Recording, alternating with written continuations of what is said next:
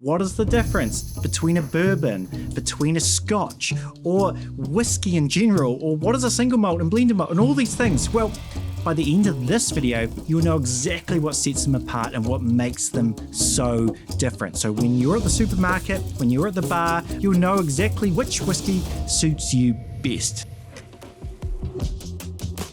First, let's clear things up. A lot of people ask me, what's the difference between whiskey and bourbon? Or what's the difference between whiskey and scotch?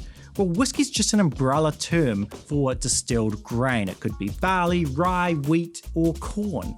So, all bourbon is whiskey, but not all whiskey is bourbon, and all scotch is whiskey, but not all whiskey is scotch. That makes sense. So let's start with the two major categories of whiskey, the two types you will see in every single bar around the world. That's going to be your bourbon and your scotch. Let's start with scotch. The word scotch, all it means is that it's whiskey from Scotland, like that's it. And you'll often see kind of two big types of scotch, one being your single malt, like this Arran, which just means it's from a single distillery, and malt, which means it's from 100% malted barley. Whereas this one here, you'll notice two differences. This doesn't have the word single or the word malt. It just has blended Scotch whiskey. Blended meaning this is a blend of multiple distilleries. This is from Glen Scotia and Ardnamurchan, and also doesn't have the word malt, and that's just because it has other grains in it too. It still has a high malt profile, but there are other grains in it as well. And the other thing with Scotch, whether it's blended Scotch whiskey or single malt Scotch whiskey, is it has to be aged by law for a minimum of 3 years. And this is something that's really cool with whiskey. And what I love, like in the age where everything's instant, whiskey is such a slow product. So even the youngest of Scotch whiskey has to be 3 years old. So let's move on to the other most famous type of whiskey, and that is your bourbon. Bourbon has to be made in the United States. So you could basically make something in the exact same way in a different country and you cannot call it bourbon. But as we talk with single malt scotch, where it had to be 100% malted barley, what about bourbon? Well, bourbons have this thing called a mash bill. You might see this word kind of floated around. It's quite confusing sometimes.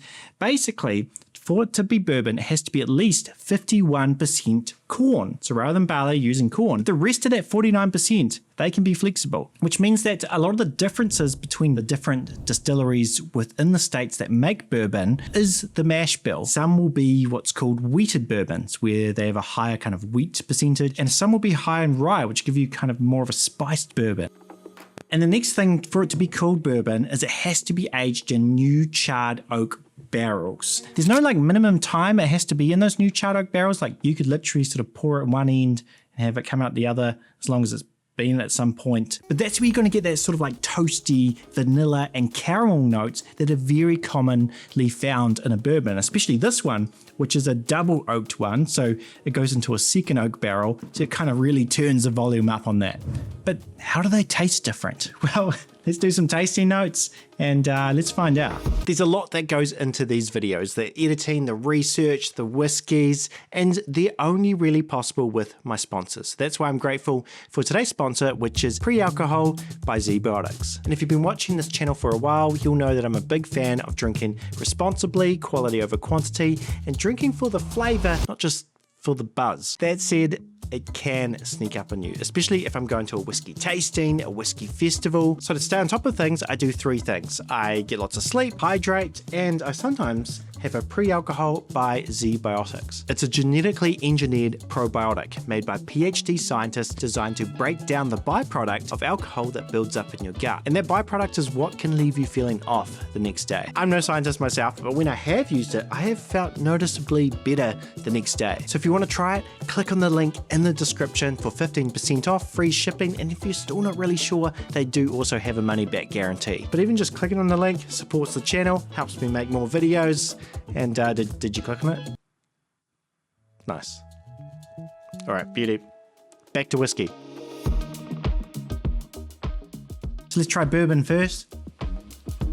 So straight away, there are these classic bourbon notes I get on pretty much most bourbons, and they're going to be kind of maple syrup, those caramel notes, cherry, and that brown sugar. And then there's going to be like nuances. Some will be a bit more grassy or a bit more spiced and stuff. But overall, I find those flavors are the most common. A lot of Scotch drinkers don't like bourbon because I find a lot of it sweet. There is some kind of bourbons out there, they're not as sweet. And the same with Scotch, there's actually a lot of very sweet Scotches. But generally, overall, if you're going to pick a random one off the shelf, that's kind of what most people say. If you want help knowing what you get, make sure you check out the flavor tree, link in the description. But now let's go to Scotch.